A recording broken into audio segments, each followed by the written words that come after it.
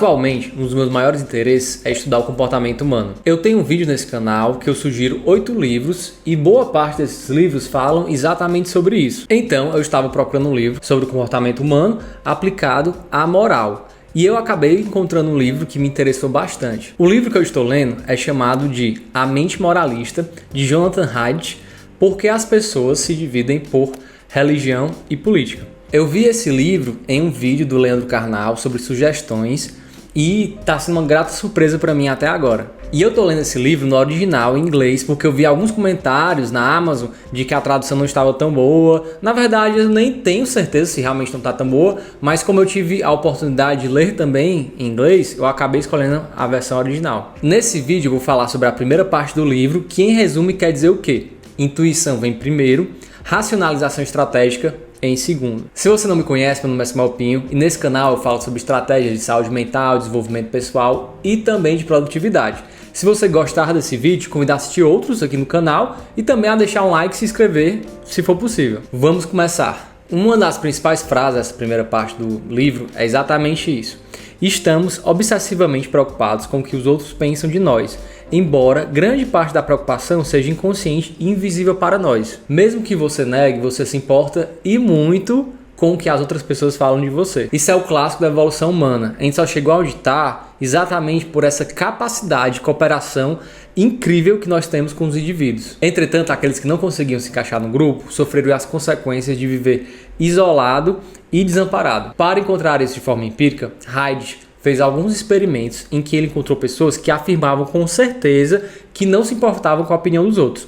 Quando ele fez os experimentos dentro da pesquisa dele, ele viu que na verdade não era assim. Mesmo essas pessoas que tinham essa certeza se importavam e muito com o que os outros falavam. Eu não vou contar aqui sobre quais foram os experimentos, porque boa parte do livro é exatamente sobre isso. É você ver como ele foi criando o processo de descoberta em que ele encontra e alicerça a opinião dele e a visão científica atual sobre esse assunto. O segundo ponto é: o raciocínio funciona como um secretário de imprensa que justifica automaticamente qualquer posição tomada. Haidt coloca que para nos relacionar, primeiro nós temos um afeto e esse afeto vem antes da racionalização. Eu sei que isso pode parecer estranho, mas se você pensar de forma evolutiva, vários animais têm esse processamento afetivo, eles entendem mais ou menos o que eles devem fazer, mesmo sem racionalizar. Então, se a gente pensar que a gente veio de forma descendente lá nos mamíferos, primatas, etc., a gente já tinha esse processamento cognitivo com a intuição, com o afeto, com as emoções,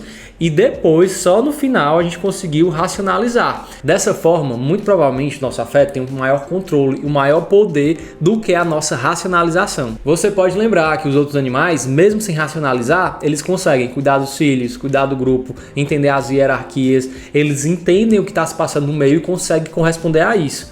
E sem nenhum pingo de racionalização como a gente tem. Ele coloca que o nosso raciocínio funciona para justificar o que nós já estamos sentindo. E essa justificativa vai servir para unir o grupo, para o grupo entender por que você está agindo daquela forma. E o terceiro ponto é: com a ajuda do nosso secretário de imprensa, somos capazes de mentir e trapacear com frequência. E então, encobrir isso de maneira tão eficaz que convencemos até a nós mesmos. Como eu coloquei anteriormente, o raciocínio ele não veio com uma forma de encontrar a verdade, algo científico e metodológico. Muito pelo contrário, o raciocínio vem para justificar os nossos afetos, as nossas emoções.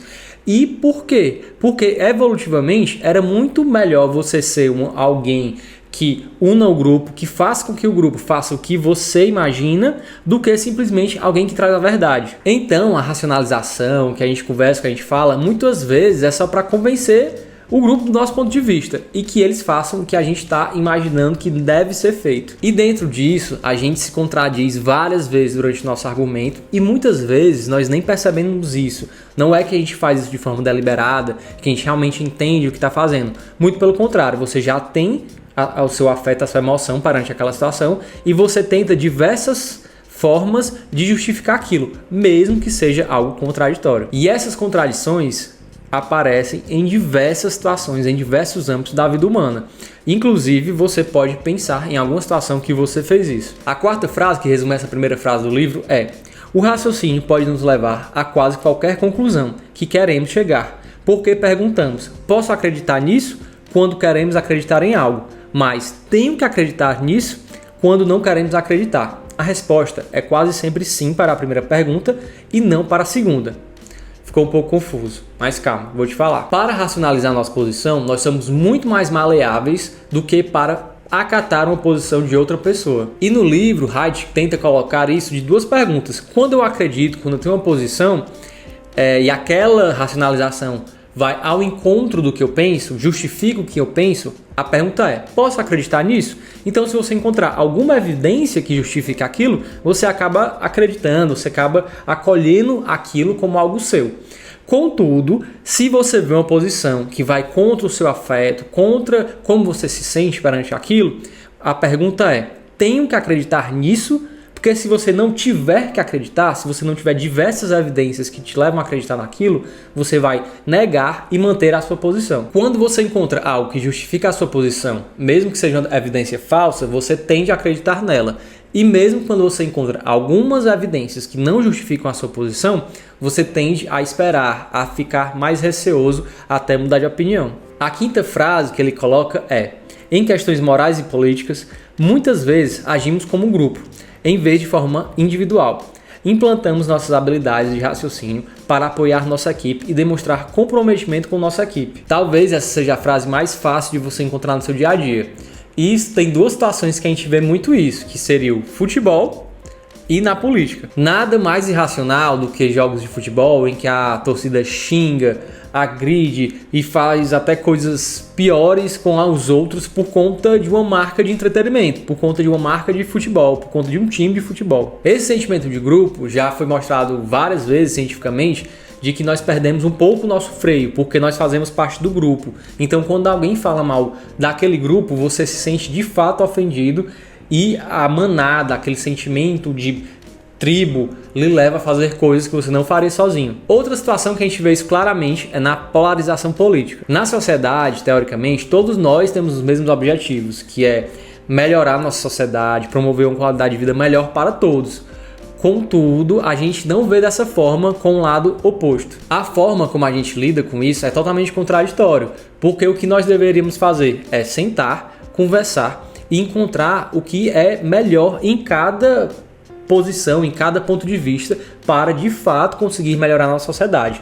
E não ter o pensamento de aniquilar, obliterar o outro lado, porque é o seu lado que vai conseguir resolver todas as questões, tudo que foi proposto para melhorar a nossa sociedade. E você começa a ver que não dá para a gente ser racional desse jeito. A racionalidade, ela preza pelo diálogo, pelo debate de ideias.